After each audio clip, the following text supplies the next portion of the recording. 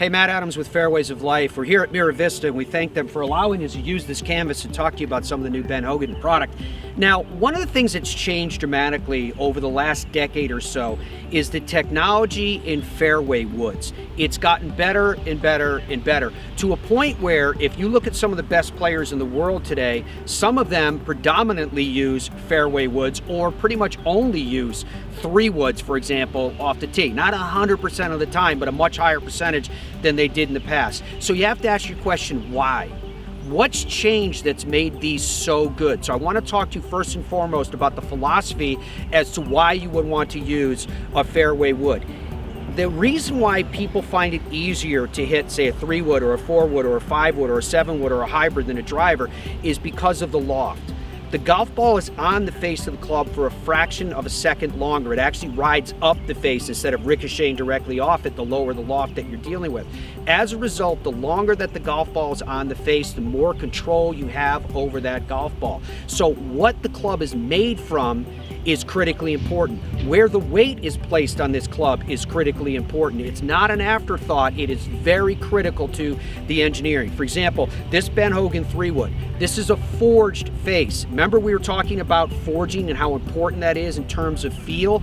That determines where you want to work the golf ball. If you want to take it in from the right, if you want to take it in from the left, shot shape is what I'm talking about there now, or if you just want to blast it as far as you possibly can, and why wouldn't you want to do that? So when you take a look at this club, it's inherent with the same features and benefits that we were talking about with the driver. First of all, it's this.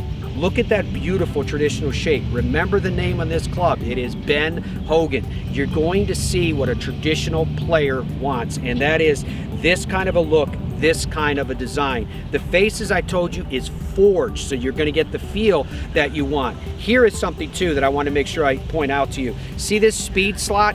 Just like back in the day when Ben Hogan was building these clubs in the factory in Fort Worth, they're still building these clubs in the factory in Fort Worth with this speed slot. And the reason why that speed slot is there is because if you put this golf club in a wind tunnel, just like you'd put a car in a wind tunnel, this is going to help reduce what's called drag. And it's important because it adds to club head speed, and more club head speed is going to add to more distance in your game. And you can see overall how the weight has been engineered in this club to maximize performance. Now, along those lines, this is one that I'm really excited about. This is the Ben Hogan 4-wood. And yes, this is a direct connection to the lineage of Ben Hogan himself. You could look at this and go, you know what, Matty, this is kind of more of like a slightly soft 3-wood.